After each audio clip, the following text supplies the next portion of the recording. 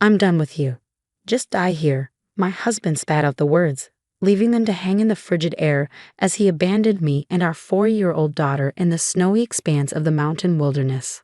I had no clue where we were, the biting winds mercilessly gnawing at our bodies, causing us to shiver uncontrollably. "We just have to follow Grandma," my daughter suddenly exclaimed, pointing in a direction where there was no one to be seen. Despite the absence of anyone there, I decided to trust my daughter's strange intuition. My name is Nancy, a 32-year-old remote worker. I had met my husband, Mark, at a group blind date. He was a charismatic entrepreneur, smooth-talking and confident. I fell for him hard, and we soon got married. Mark came from a well-respected family, and our friends envied the seemingly perfect relationship we shared. After our wedding, at the request of my in-laws, we moved in with them. They were kind people, but my mother-in-law's frail health demanded constant care. "Nancy, I heard you're a nurse," my father-in-law said to me one day. "My wife is so frail, and I've been so worried. We are grateful that you came into our lives." I left my nursing job to care for my mother-in-law, working from home as a web designer, a passion I had cultivated over the years. It allowed me to work at my own pace, without the pressure of strict deadlines. But one thing nagged at me. After 3 years of marriage, we still hadn't been blessed with a child. Mark's business flourished, but he became increasingly absorbed in his success, spending more time out than at home. "Listen, Mark, your mom isn't doing well. You should spend some time with her," I would plead, but to no avail. I longed to show our child to my bedridden mother-in-law, who didn't have much time left, and a guilt gnawed at me. "I'm sorry we couldn't give you a grandchild yet," I lamented one day. "Don't say that. I'm satisfied to have a daughter like you, Nancy," my mother-in-law replied kindly. She had become like a real mother to me since I had lost mine at a young age. On good days, I would take her for walks in her wheelchair or prepare nutritious meals that she could enjoy. I tried my best to make her remaining days comfortable. One day, she called me to her bedside. "I'm glad you're going to have a lovely daughter soon. She'll be born around the time Jasmine will bloom, so name her Jasmine." I hesitated, unsure of how to respond. I couldn't help but feel puzzled by my mother-in-law's cryptic words. Her health had been deteriorating, and I wondered if her illness was causing her to hallucinate. Not long after, she passed away, leaving me utterly devastated. I had been by her side every day since we got married 3 years ago. Shortly after her funeral, I discovered I was pregnant. The due date was set for July, the very season for jasmine flowers, just as my mother-in-law had mentioned. I was stunned, but more than anything, I was overwhelmed with joy. I couldn't wait to share the news with Mark. "Mark, listen. I'm pregnant," I announced eagerly when he finally came home. His response caught me off guard. "Wait, really? I'm not good with kids. I don't think I want any right now," he said dismissively. His words stung, leaving me speechless. I could smell alcohol on his breath, and his clothes reeked of perfume. I had a sinking feeling I knew where he was spending his time. To him, I was nothing more than a convenient housemaid caring for his parents, but I couldn't give up on the precious life growing inside me. Despite Mark's indifference, I managed to gather the necessary resources for our baby. I dipped into the savings I had accrued when I was single and used my earnings from work.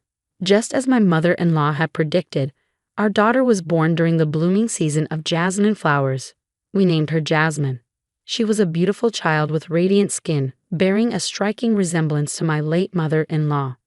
As Jasmine grew, she displayed unique traits. She would laugh and wave her hands as if in conversation with unseen companions. By the age of 2, she began speaking broken words, often directing them towards the family shrine. "Grandma, do you like Jasmine?" "Jasmine loves Grandma too," she would say, her innocent voice filled with affection. Even when I asked Jasmine who she was talking to, she would simply smile, leaving me both puzzled and awestruck by her mysterious interactions. When Jasmine turned 3, I often caught her engaged in deep conversations with someone in the corner of our loft. "Hey, Jasmine, who are you talking to? And what about?" I would inquire, curious about her mysterious interactions. "Grandma said she will give me her bracelet from the drawer," Jasmine replied innocently. Grandma did. She said she knitted them using the fabric of her favorite sundress. I asked, intrigued by her response. Intrigued, I opened my late mother-in-law's drawer, where I indeed found a hand-knitted bracelet. Watching Jasmine happily wear the bracelet, My father-in-law murmured nostalgically. Ah, those were made from the sundress my wife loved to wear when she was young. She made them into bracelets. She was skilled at knitting. Surprisingly, it seemed that Jasmine could truly communicate with my deceased mother-in-law. However, fearing it might bring harm to her, I decided not to disclose this to anyone. Our days were peaceful, but the tranquility didn't last forever. Mark began to indulge himself, abandoning his work. His company teetered on the brink of collapse, and we could barely afford our living expenses. We relied on the money provided by my father-in-law and my earnings. Eventually, Mark had to swallow his pride and ask his father for financial help. Thanks to that, his company somehow managed to recover. But the question lingered. Would Mark, who continued to lead a carefree lifestyle, ever change? I couldn't shake off my skepticism when one day, Jasmine started saying something unsettling. "Daddy is planning to do something bad," she confided in me. "What do you mean?" I asked, my concern growing. "I don't know, but Grandma seems worried. She told me to be careful," Jasmine replied, her words sending a chill down my spine. I couldn't fully grasp the meaning behind her cryptic message, but it lingered in my mind. What kind of trouble could Mark be getting into? Was it related to his company, another woman, or money? I pondered these possibilities, but without any concrete evidence, I hesitated to confront him. To err on the side of caution, I began carrying a voice recorder and instructed Jasmine not to mention her conversations with her grandmother to her father. A vague feeling of unease gnawed at me. My suspicions deepened when I discovered numerous receipts from strip clubs and bars among Mark's belongings. Despite the financial struggles of his company and even after seeking help from his father, his habit of going out remained unchanged. Moreover, I stumbled upon a note that read, "Consult the gang about the plan."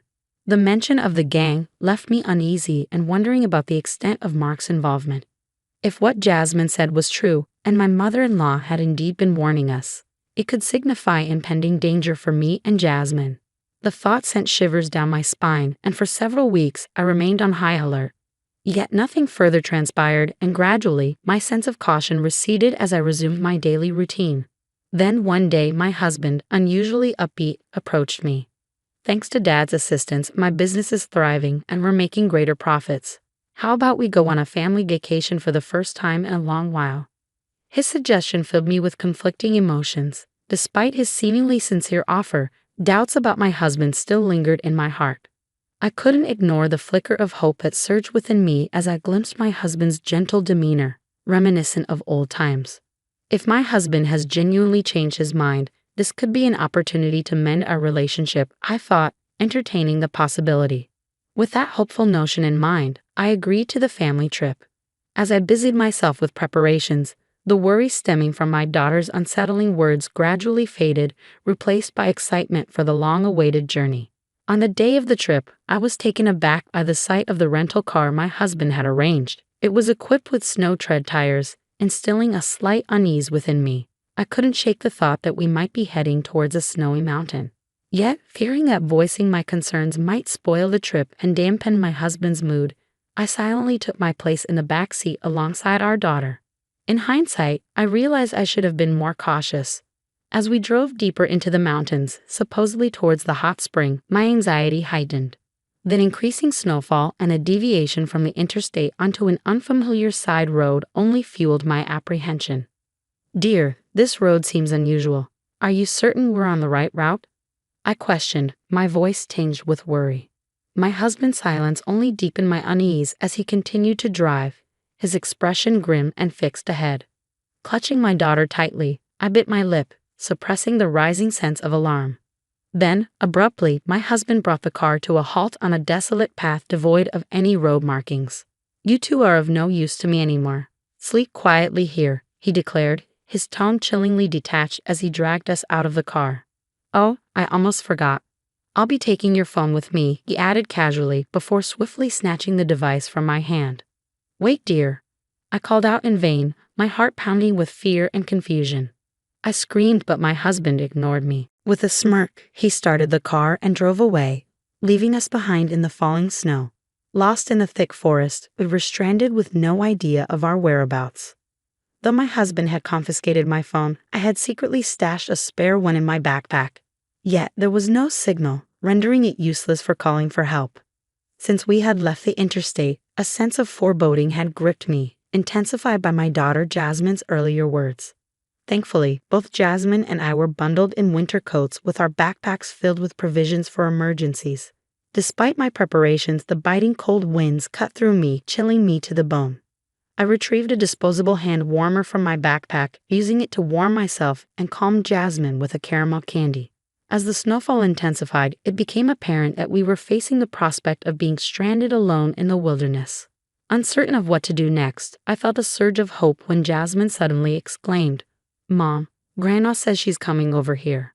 Though I saw no one, Jasmine seemed convinced of her grandmother's presence. Trusting in her mysterious connection, I decided to follow her lead. With each step, I held onto Jasmine's hand tightly, navigating through the deepening snow, clinging to the belief that somehow we would find a way out. In that moment, I realized that perhaps it was the hope born from Jasmine's unique intuition that kept me going, even in the face of uncertainty. "I see a light. Grandma is telling us to go towards it," Jasmine exclaimed, pointing in the direction of the glowing beacon. Indeed, I could discern the faint illumination ahead, and a rush of relief flooded over me. "We're saved," I thought, feeling on the verge of tears.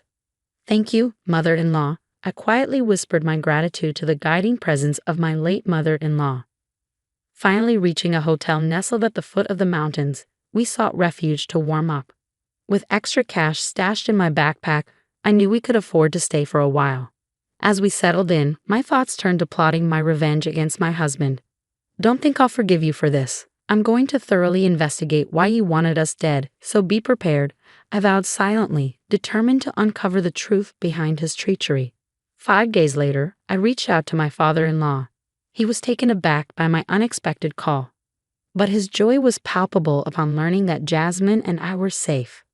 Hastening to our side, he arrived at the hotel to collect us. According to my father-in-law, my husband had been spreading a false narrative, claiming that Jasmine and I had tragically perished after falling into a snowy valley. I was utterly flabbergasted. To add to the shock, my husband had apparently told everyone that a search had been conducted but yielded no results. "It doesn't look like we'll be able to find them until spring," he had claimed, proceeding to arrange for our funeral preparations despite my father-in-law's pleas to wait. Adding to the bewildering turn of events, my father-in-law discreetly handed me something that unraveled a startling truth. Upon confronting my husband, I discovered that elaborate arrangements were underway for our funeral. Large portraits of Jasmine and me adorned the room, casting a surreal atmosphere over the scene. Then, as if defying the laws of reality, Jasmine and I appeared before everyone's eyes. The relatives assisting with the preparations were rendered speechless, some even stumbling to their knees in disbelief. How are you alive?" my husband stammered, his voice tinged with disbelief. "Unfortunately for you, we're alive and well," I retorted, my tone laced with bitterness. His feeble attempt to feign ignorance only fueled my resolve. "You thought we would die as you planned, didn't you? After you left Jasmine and me stranded in the snowy mountains," I accused, my words ringing with accusation. The murmurs among the onlookers grew louder, fueled by the revelation that my husband had deceived them all. As tension mounted, I played back an audio recording from the hidden voice recorder, laying bare the truth for all to hear. Mark's chilling words reverberated through the room. "I don't meet you guys anymore. Just die here," he declared, causing a stir among the assembled guests. "He's lying. I never said that. She's making up lies." Mark attempted to silence me, but his trembling lips betrayed his facade of confidence. Determined to expose his deceit, I played a damning video from my phone. In the recording, Mark callously confessed, "As planned, I abandoned them in the snow-capped mountains with the life insurance money from my wife and daughter. My company can recover, and I can enjoy a luxurious lifestyle. Of course, I'll also repay the loan I took from your group with some extra, so please wait a little." Caught off guard, Mark hastily tried to halt the recording, but it was too late. The room erupted into whispers, with cold, scornful glances directed at him. "How did this get out? Who was it?" Mark demanded, his desperation palpable. "I asked your father to copy the footage from the dash cam in the rental car you use," I revealed, watching as Mark's facade crumbled. "Mark, you abandoned your own son. Why would you side with a complete stranger?" He challenged my father-in-law. But to everyone's surprise, my father-in-law's anger was directed squarely at Mark. It's no surprise that he would abandon you. After all, you secretly took out a large life insurance policy not only on Jasmine and me, but also on your own father, he'd accused, thrusting a policy found in Mark's drawer towards him. Mark stood speechless, cornered by accusations and damning evidence. With no escape, he made a startling admission. Look, everyone ended up alive, so it's all good, right? I was forced into doing this by loan sharks, he confessed, his desperation evident. I had it tough too, so forgive me, Mark pleaded. But his words fell on deaf ears. Don't make me laugh. There's no way I can forgive you. I'll be reporting this to the police, I declared firmly, my resolve unwavering. We're a family. You can let this slide, right? Please, Mark implored, desperation evident in his voice as he sank to his knees before us. My father-in-law and I exchanged incredulous glances. There is absolutely no way. I'm utterly disgusted with you. You can go to hell, I spat, my contempt palpable. Mark's shock was evident as he realized his apology wouldn't suffice. But it was too late. A relative who had overheard our exchange had already alerted the authorities, and soon the police arrived to take Mark away. With overwhelming evidence against him, Mark was convicted of a serious crime for attempting to take the lives of his own family. His company went bankrupt, and his life was set on a path of misery even if he were to be released from jail. Our marriage ended in divorce, and I won full custody of our daughter Jasmine. At my father-in-law's earnest request, Jasmine and I formed a special adoption bond with him, receiving his inheritance as a gift while he was still alive. Now we live happily with my kind father-in-law, cherishing every moment as we watch Jasmine grow. Though he often encourages me to find love again, for now, I am content with the life we have. The other day, Jasmine whispered in my ear, Grandma says she's glad, but we can't meet her anymore, so she's saying goodbye. It tugged at my heartstrings, but if it meant that my mother-in-law had nothing left to protect us from, then perhaps it was for the best. Dear mother-in-law, I will protect Jasmine with everything I have, I vowed, placing my hands together in front of her grave, a promise made with unwavering determination.